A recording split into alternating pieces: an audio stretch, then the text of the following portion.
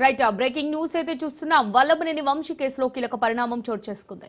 నిందితుడు విదేశాలు పారిపోకుండా పోలీసులు లుకౌట్ నోటీసులు జారీ చేశారు. అనుచరులు కొమ్మకోట్ల రంగతో పాటు మిగిలిన వారి కోసం గాలింపు చర్యలు చేపట్టారు. ఇప్పటికే 5గురిని అరెస్ట్ చేసిన పోలీసులు కిడ్నాపర్ కారుతో పాటు మొబైల్ సీజ్ చేశారు. అయితే కిడ్నాప్ కు సత్యవర్ధన్ కుటుంబ సభ్యుల సహకారం ఉందా అనే కోణంలో పోలీసులు విచారిస్తున్నారు.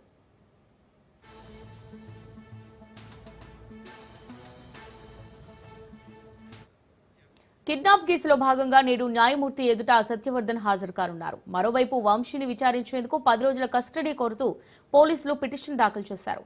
నేడు పోలీసులు వేసిన పిటిషన్ విచారణకు వచ్చే అవకాశం ఉంది.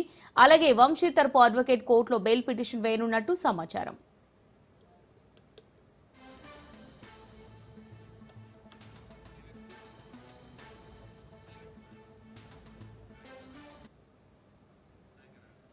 వల్లభనేని వంశీ కేసులో కీలక పరిణామం చోటు చేసుకుంది. నిందితులు విదేశాలు పారిపోకుండా పోలీసులు లుకౌట్ నోటీసులు జారీ చేశారు.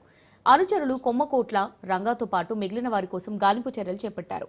ఇప్పటికే 5గురిని అరెస్ట్ చేసిన పోలీసులు కిడ్నాపర్ కారుతో పాటు మొబైల్ సీజ్ చేశారు.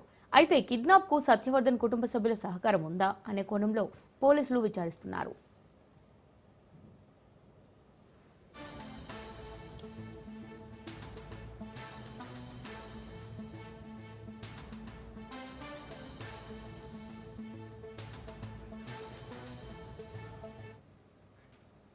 కిడ్నాప్ కేసులో భాగంగా నేడు న్యాయమూర్తి ఎదుట సత్యవర్ధన్ హాజరు కానున్నారు.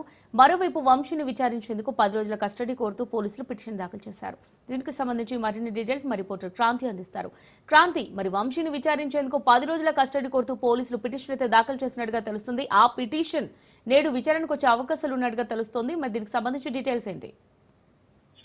అమూల్య, సత్యవర్ధన్ కిడ్నాప్ కేసులో పోలీసులు ప్రస్తుతం దర్యాప్తు కొనసాగిస్తున్నారు. ఈ నేపథ్యంలోనే అటు దర్యాప్తు ముమ్మరం కూడా చేశారని కూడా చెప్పుకోవచ్చు. నిందితులు విదేశాలకి పారిపోకుండా ఇప్పటికే పోలీసులు లుకౌట్ నోటీసులు జారీ చేయడం జరిగింది. వంశీకి ప్రధాన అనుచరులుగా చెప్పే రంగా, అదేవిధంగా కొమ్మకోట్లు ఇద్దరు కూడా రంగాతో పాటు మిగిలిన వారి కోసం కూడా పోలీసులు ముమ్మరంగా గాలిస్తున్నారు. ప్రధానంగా రంగా గనక దొరికితే వంశీకి సంబంధించిన అత్యంత కీలకమైన సమాచారాలన్నీ కూడా రాబట్టే అవకాశం అంటూ కూడా పోలీసులు భావిస్తున్నారు. ఎందుకంటే రంగా ప్రధానంగా వంశీకి రైట్ హ్యాండ్ గా కొనసాగుతున్న పరిస్థితి అయితే ఉంది. అలాంటి రంగా కోసం ప్రస్తుతము పోలీసులు అయితే పెద్ద ఎత్తున గాలిస్తున్న పరిస్థితి ఉంది. ఇక మిగిలిన వారి కోసం మరికొంతమంది ప్రమేయం పైన కూడా ఆరోపిస్తున్న పోలీసులు ఇటు 2 తెలుగు రాష్ట్రాలతో పాటు ఇతర రాష్ట్రాల్లో కూడా ప్రస్తుతం పోలీసులు జల్లెడ పడుతున్న పరిస్థితి అయితే ఉంది. ఇటు వంశీకి సంబంధించి వంశీ ఫోన్, అదేవిధంగా సీసీటీవీ ఎవిడెన్స్ కోసం ప్రస్తుతం పోలీసులు ఫోకస్ పెడతాం జరిగింది. వంశీ ఫోన్ కోసం ఇప్పటికే